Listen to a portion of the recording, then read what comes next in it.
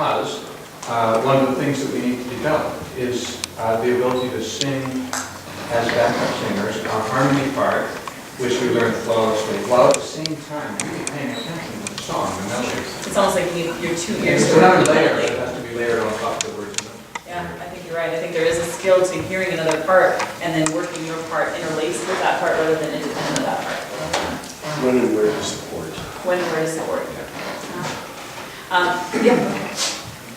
I've always thought that our first round is a little bit ragged, and we don't really settle into the song until Yeah. the second verse. Yeah, that's a really good point because that's a very B level thing. That's one of the things that we characterize. And by the way, let's get away from the levels, meaning percentages or anything like that. Let's just characterize it as some of the attributes of that particular level are that we don't have consistency so that you can pull it out and it sounds the same every single time.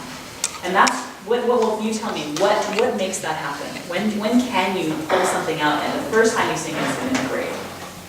On the first breath, you need to be in the now, in the song.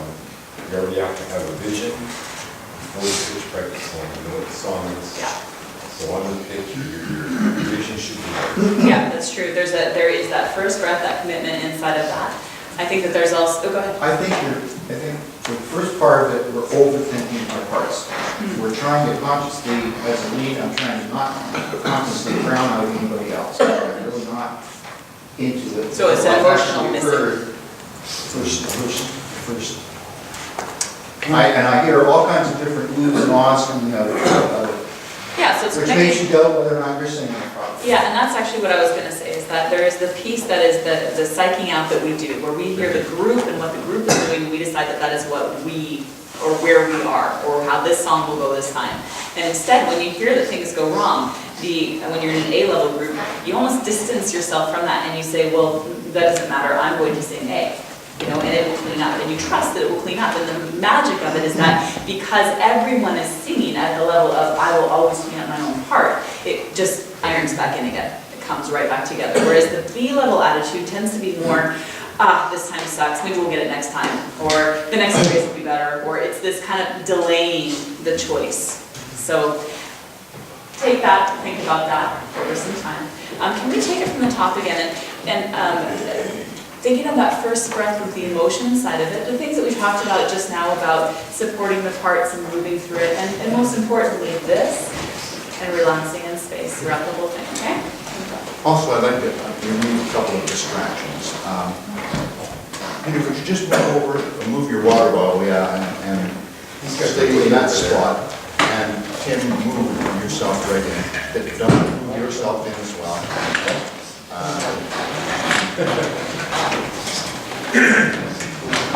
Everybody please take a step in that direction. Oh yeah, you have to slide it for a second.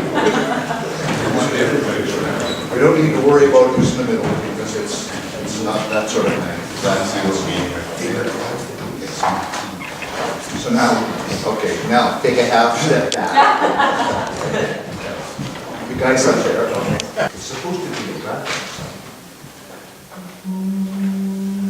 And when the basses come in, they should be able to sing.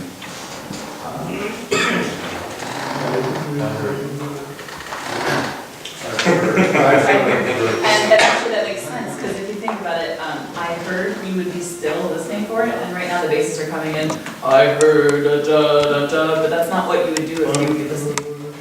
Yeah, so that's enough?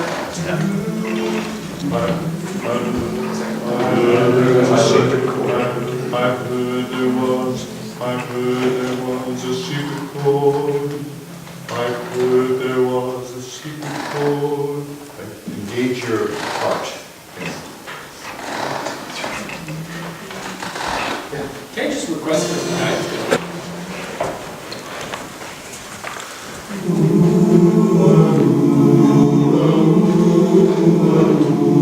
So, move with it a little bit.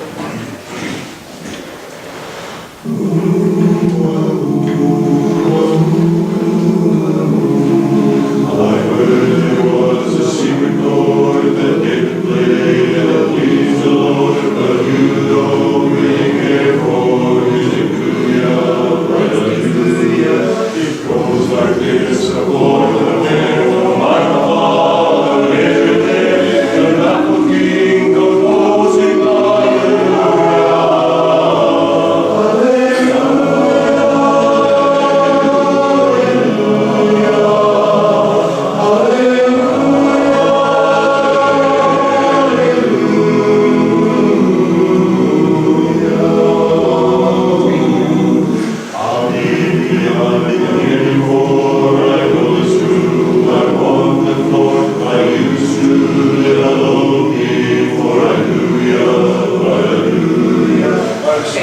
Run that piece again, so basis we lost resonance on you there, so just come back in nice and smooth. You did a brilliant job on that first half there, that was gorgeous on all parts.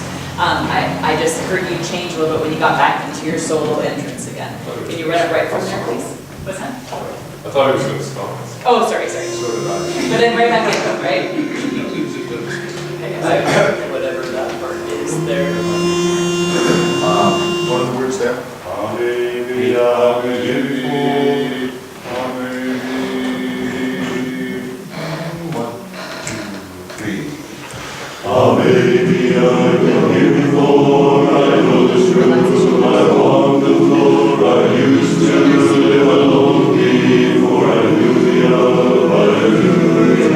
I've seen your name on the Lord, is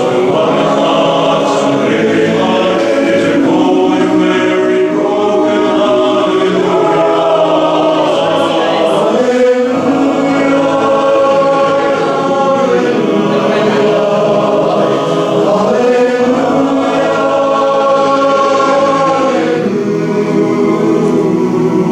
Okay, I'm gonna stop you there because I haven't talked to you about this yet, but this is where it starts to happen throughout the song, especially those of you who have the part, hallelujah, you're redlining.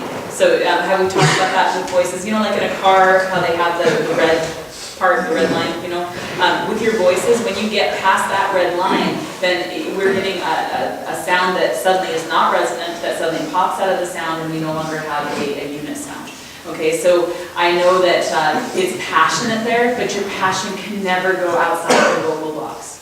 Okay, you can never make a choice that takes you vocally unhealthy, and that is vocally unhealthy. So especially on the very top note, hallelujah, that note, most often I heard getting hallelujah. You hear how that's outside of the box? If you can, okay, so here's my thought. If you can go, hallelujah. Yeah, do you hear how it never breaks? In other words, it's big and open and it doesn't go, hallelujah. That tightness is not in it. Hallelujah. Yeah. Because you're I high thought on you've the always been wanting us to up that. Oh yeah, this is independent of quick crescendo. This is independent of volume. This is This is, vocal volume. yeah, new game, okay.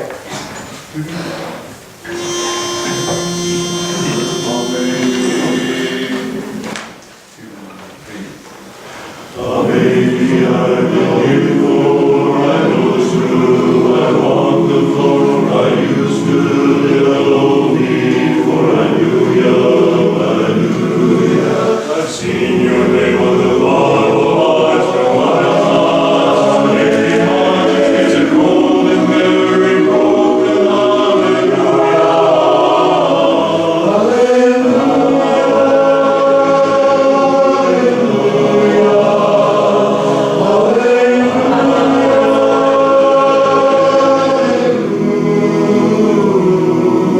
Good. Okay, let's run that part again. So excellent job. You just took the red line out of the sound. Now, supporting parts, you need to support the crescendo that the leads are doing. So that means you're moving with them and pillowing them up as you go.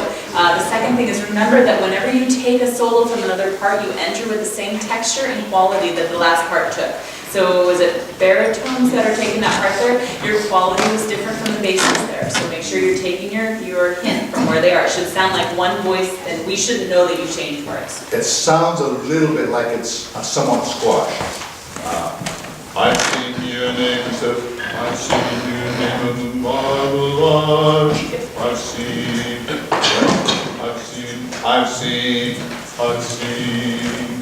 Okay?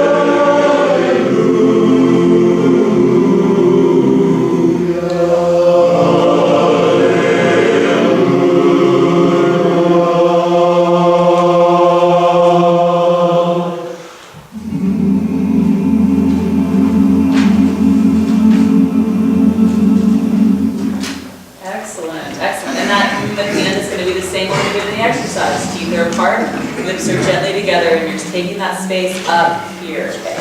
If I could give you one thing to work on at home, it's gonna be that you sing that song with this sense. We lost that sense halfway through, we just didn't get enough brightness, but the resonance was really good. It was very full and thick and meaty. But that was much better baritones, especially when you're thinking about elevatoring up on that high part up there.